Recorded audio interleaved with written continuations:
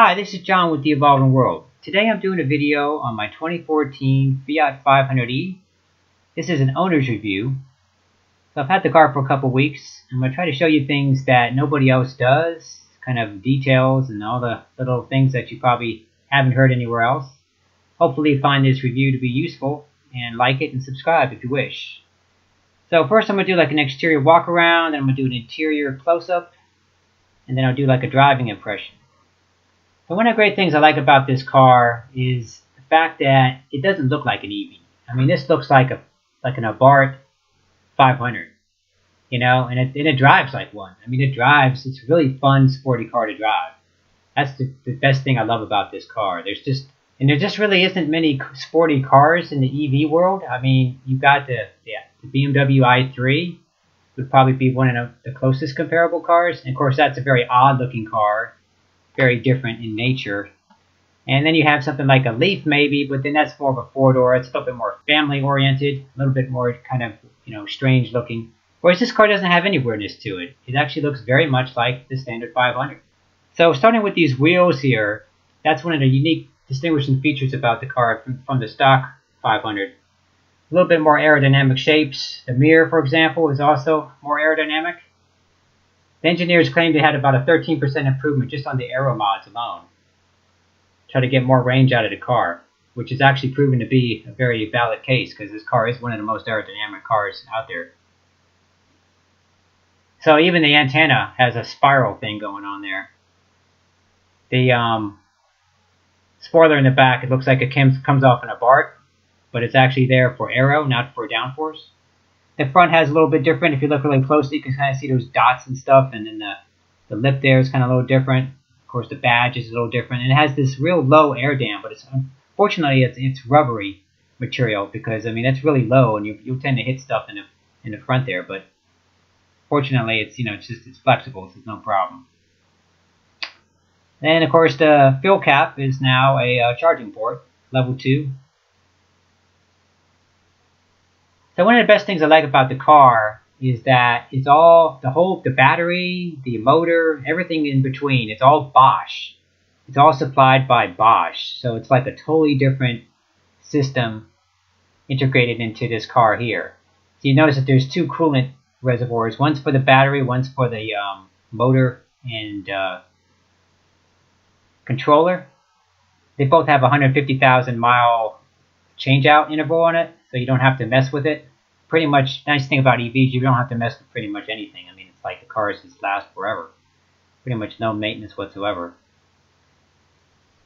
So in the interior here, it's pretty much stock like a 500, except for the different color theme. You're not going to see this kind of interior on the other Fiat. I mean, they'll have different variants, but not quite as spicy. I mean, you don't get the white and the orange. I mean, that's the only car you can kind of really get that combo on, is this car here. So the back seats are kind of small to begin with, and if you pull them down, you can kind of see you got a little bit more cargo room. Oh yeah, I really love the interior. I just love that interior design. I mean, that was one of the big strong points, the exterior design. Just how clean it is and how classic. It's kind of retro, it's kind of modern at the same time. It's really nice. So the back seats are basically like the regular 500. The only difference between the 500 gas and the 500 electric on the inside is this down here. There's about 4 inches of battery intrusion into the back seat area, or the footwell area, and that's really it. And since the back seats are kind of marginal to begin with, I would probably just, restrict it to like small children or just cats and dogs only. I'm planning on actually taking the back seats out, actually. That's one of the future projects I'm going to be doing to the car. Lighten it up a little bit, increase the cargo area. But yeah, I love the interior. It's nicely done. I'm actually impressed with the build quality. I've always been a Japanese car person, and this is my first Italian car, and I have to say that my impressions are very, very favorable. Another interesting fact of the car, the very first cars were produced in July 2013, and up to about the middle of 2017 or so, the current number is about 22,000, pretty much about 5,500 a year. It's about what they average. So it's not exactly a super common car. It's not exotic either, but it's kind of a lower limited production kind of car.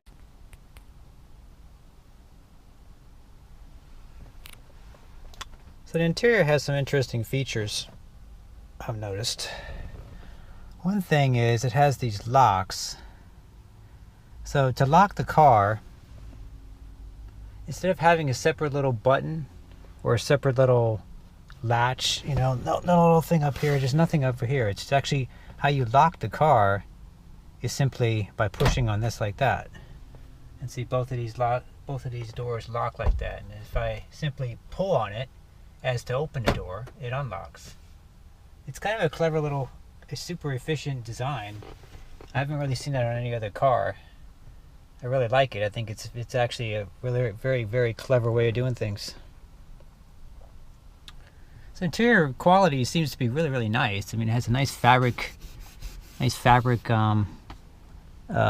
headliner, unlike my Leaf, which has quite a cheap headliner.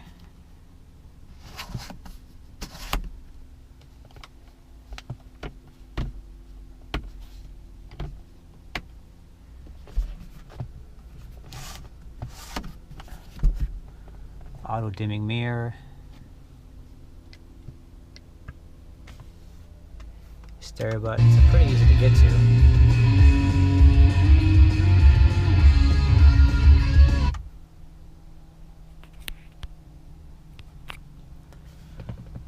And then another thing that's kind of interesting about the car, or maybe kind of weird, is when you turn the headlights on, this is the only car I've ever owned or ever rented or ever leased or anything, ever driven, that has just a headlight on only mode. It goes from headlights on to headlights off. And the only way to get the parking lights on is actually to turn the car off and then turn the same switch, just one indentation for the headlights, and then that's the only way to get the parking lights on. So when the car is off officially, it will not have just the headlights on. So that's the only way to get to the parking lights. There's no separate switch for that. So that's kind of odd. That's probably about the only thing I really don't like, other than the displays here. You can see even in the shade here, there's kind of a weird glare problem, and when you're driving in the daytime, it's quite noticeable. Like in the sunny day, this little shield on here, it's just a little. You can see how much glare it's producing right now. I wonder if there's a way to remove this, just that part right there. That would really fix it, because there's probably like a display behind it that's probably resistant to damage, I would think.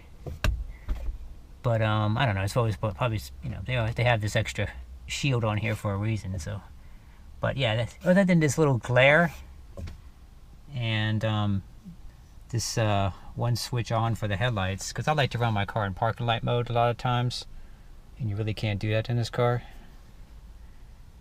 So here's all the got Bluetooth, and it's got the cruise control switches over here. Another thing that's really nice is that with a lot of these cars of this vintage, the Fiats and the I think the Chryslers as well, they have these little buttons behind the steering wheel here. So this, on the left side, it's your track if you're running an iPod, or it's a station if you're on radio mode. And then on the right here, it's volume control. It's really cool. It's very intuitive. Like, it's very easy to get to. You feel it, and just kind of push the buttons up to go up, push the buttons down to go down. It's actually really cool. Another thing that's really nice about the going back to display again here is I actually really like the display a lot. It's a very nice display. Other than the glare issues, I find myself running in motor power mode most of the time, just so I can see what's happening with the regen and everything, because there's really no display of that. There's no bubbles or anything. There's no gauge. Tesla has like a gauge, and then the Leaf, the first generation Leaf, has a bubble display, which is kind of more annoying than anything. But yeah, I really like this. It's really cool. Lots of different menus for customization. Let's see if we go up. Let's not do that. You have to go to the car mode here. There it is. Menu. Here we go. So yeah, it's got like charging schedule, battery display, auto door locks, remote unlock. daytime running lights. Oh yeah, that's another thing that's cool about this car, is that you can switch on daytime running lights just by a setting right here on the dash.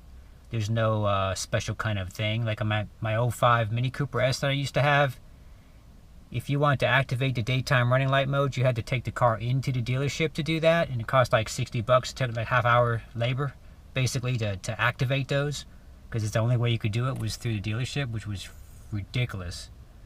But this car, it's just a simple button. You can activate that real easy.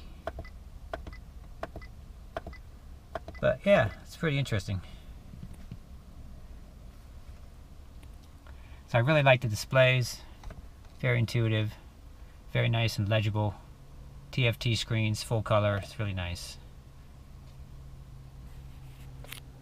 Volume control for the radio, all this stuff is actually very easy to do. If I switch to my media, so this is my my iPod that's running in here. And this is really nice too. See, there's a little pouch right here for it. It's illuminated down here, which is pretty cool, so you can see it in the dark. It has an aux in and a USB port. So it works really, really well with the with my iPod Nano that I'm using. So to avoid any conflicts with the music here, I don't want to have to pay royalties for that. But so if you recognize that music, then congratulations. Otherwise, that was just some band, no name. I don't know who it was. I have no idea. No royalties. Let's see here. So yeah, in the back seat is actually not that unroomy. Actually, oh, I mean, it's not very roomy at all. But I mean, but you can actually fit back here. One of the weird things about the 500e, one thing that you lose is you lose floor space down here. In this area right here, you use about 4 inches or so. I think it is, or 3 inches. Other than that, it's about the same as the regular 500. So it does make it a little bit more difficult to sit back here. But if you had kids, or dogs, or cats, or something, you could probably, there's plenty of room back there for them. I wouldn't want to sit an adult back there for, at least not for a very long time. And to operate the car is actually pretty easy. All the controls are right here. It's very easy to turn stuff on and off, and I really like that about the car. It just has lots of buttons to turn stuff on. Very simple. So yeah, I really like the design and everything. Very impressed with the car. I like it a lot. And yeah, lots of cup holders down here. Trying to show you everything, not necessarily in the right order, but we have a good old-fashioned handbrake. Isn't that lovely? So you can still do handbrake turns if you want. Have fun with the car. Can't do that in my Tesla. Can't do it in my Leaf because it's all electronic. But yeah, this one has a manual brake, so maybe when the snow season comes. That's another thing I like about this car. I just generally like this car for the fact that it's kind of old school in a certain amount of ways, and that's actually kind of like about it. Just having this key to turn things on and off. Good old-fashioned key is pretty cool. Do not even have to push the brake pedal. You just turn the key and then it would tell you that. Add-on thing this car has is kind of unique to it, which is a lot of people I hear dislike. I probably don't find it much in favor either. Is this TomTom edition here for the nav system. On the 04s, they don't have a built-in nav. I think it came in 05, I think, or I mean not 05. I mean in 2015 or 2016 or something like that, they added the nav screen here in the center area. But these earlier cars don't have that. So you have this kind of this is how this was the fix for the car, I guess, at the time. And so yeah, as you can see, it's kind of a little bit obtrusive looking out the window there. But of course, a lot of people will put their nav, add-on nav onto the windshield anyway, so it's probably no more in the way than that. But yeah, it is kind of tacky looking. But I'm thinking about maybe putting one of my old TomToms, and maybe just, which is smaller, and maybe put it right here or something. That would be a better location for it, but I don't know. This is supposed to have like integrated Fiat stuff though, Fine Blue and Me, so like it has some stuff to it that's supposed to be custom to Fiat only. I'm not even sure. I haven't really gone through all this stuff on here, but it's kind of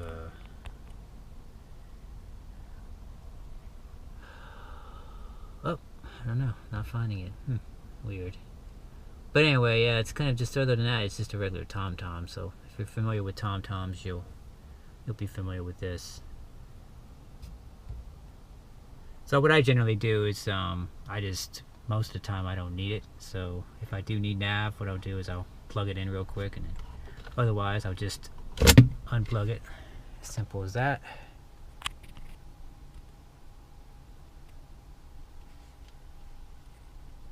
Can adjust it and everything, and then go back to a nice clean screen again. Another thing I really like about the car is it has this 5-bar charging indication lights on the dash here. Now this is nothing original. Other cars have done the same thing, but this is a different take on it. I mean, this has 5 bars, and instead of like 3. Like there's some other cars that have just 3, like the Focus and the Leaf and the Soul, all have a 3-bar, which is like, you know, each bar means like what, 50% for the first bar, and then 75 for the second, and then 3 means 100. Whereas this is a much more accurate, fine-tuned version of it. Since there's 5 bars, not 3, this is 20%, and so each one represents 20%. So you can really get a better, more accurate view of what your battery status is at right now. And let me see, what else is there? Oh, I know, this is something else I missed. So yeah, when you close the door without having to put the key in ignition or anything, the displays kick in, which is pretty helpful. So you can see I'm at like 31%, and then it kind of it just shows you your stuff. So I mean, it's like you can kind of get an idea of some of the information. So you don't have to put in a key. You don't have to do anything. It just kind of kicks in.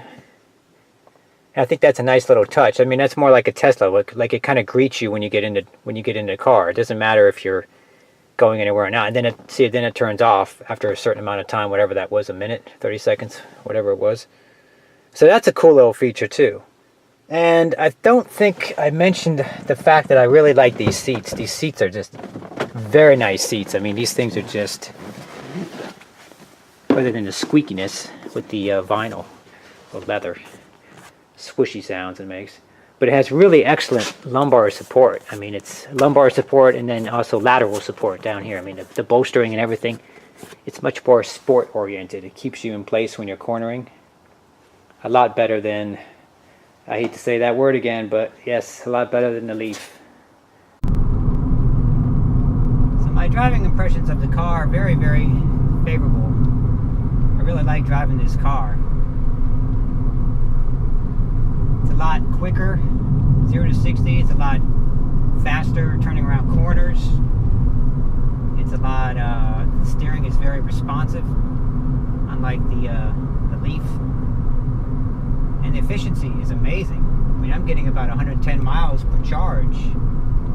I mean, I don't run it all the way down, but, you know, calculated, you know, if I drive about 80 miles on a full charge, I still got like 30% left, so you can kind of figure out from 100 down to 30 gets me 80 miles. I could probably go about another 30. So the efficiency is amazing. And this is a car with about the same mileage as the Leaf when I bought it 2 years ago, so that car was already down to 75%. I was probably getting 60 miles from day one on that one. This is like 110. It's just like, it's quite a totally different experience.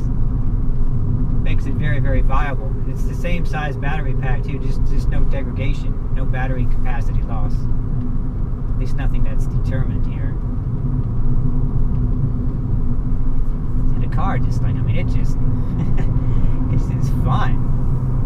The ride is actually about the same as the Leaf, maybe just slightly a little bit firmer, but it also corners so much better. And the turning radius is ridiculously silly. I mean, I could probably do a U-turn right here without even having it, just doing it in one motion. I mean, excellent turning radius. Of course, that's what happens when you have a shorter wheelbase. rides maybe slightly choppier on bumpy roads, but it's not bad at all. I mean, it's just, I love it. It's just closer to what I want. Whereas the Leaf was kind of like the best of what was available when there really wasn't much available back in 2015 on a 3-year-old car. Whereas this is a 3-year-old car here in 2017 is very nice. So the only real complaints I've had is that, I don't know if you can tell here, you can probably see there's some serious glare issues here, especially when the sun's hitting the dash. That's really the only distracting thing.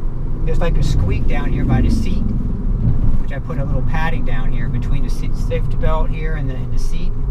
It was making this crazy squishy sound of vinyl swishing or rubbing against vinyl, or leather rubbing against leather, whatever it is, making a real squishy sound. So I put like a little padding down here between the safety belt and the seat, and then that seems to have cured it. Other than that, the car is very tight. I mean, there's no squeaks or rattles in the structure whatsoever. Just the squeak and the glare. It's the only complaints I really have on it. I mean, I am planning on removing the back seats on the car to lighten it up a little bit. That should make it even more interesting.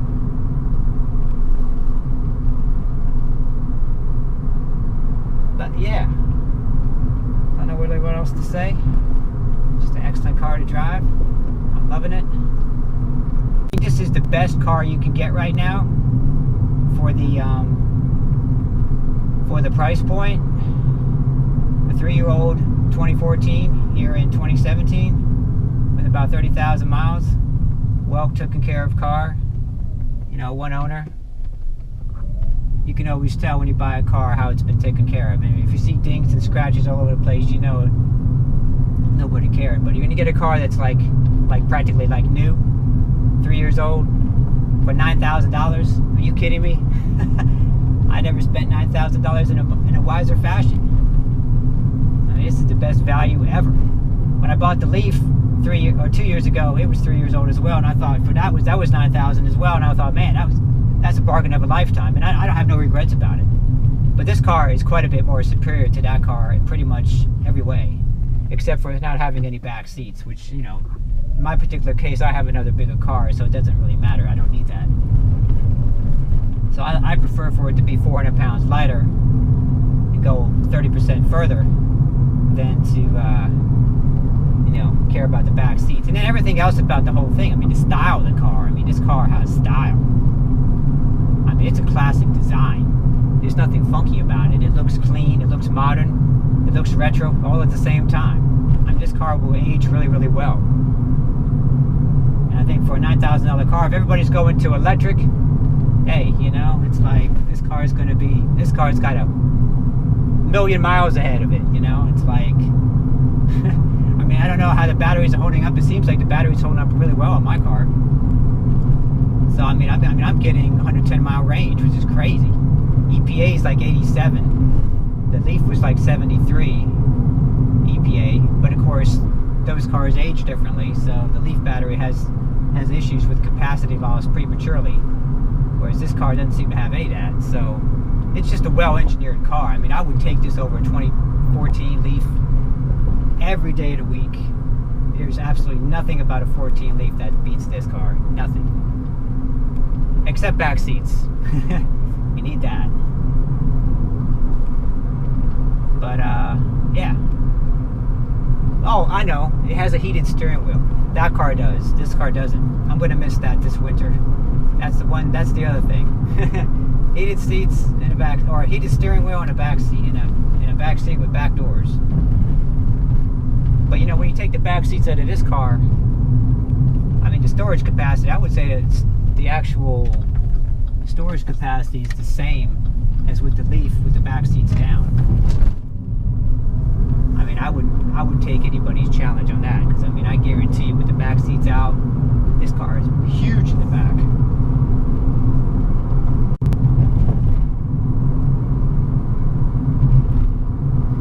So forget about the tree growing displays like on the Leaf and all that crap. This car doesn't have any of that. But it's just a real car. Beautiful design, fun to drive, a nice twisty road like this. This is awesome. This car is in its element right here.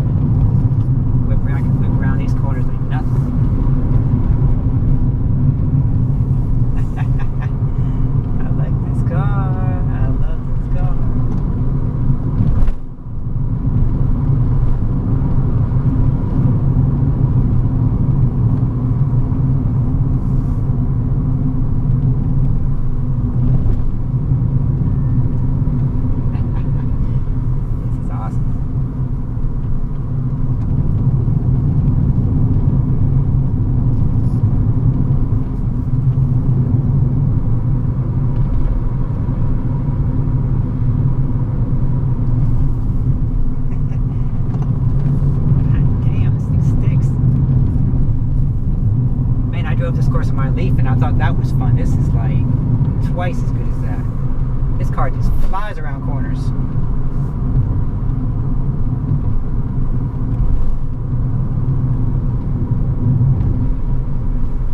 Well, anyway, that's my review. I hope you enjoyed it. Please like and subscribe if you wish. And I definitely have more videos ahead. Model 3, Generation 2 Nissan Leaf, and anything else good that comes along. So anyway, thanks for watching. Bye.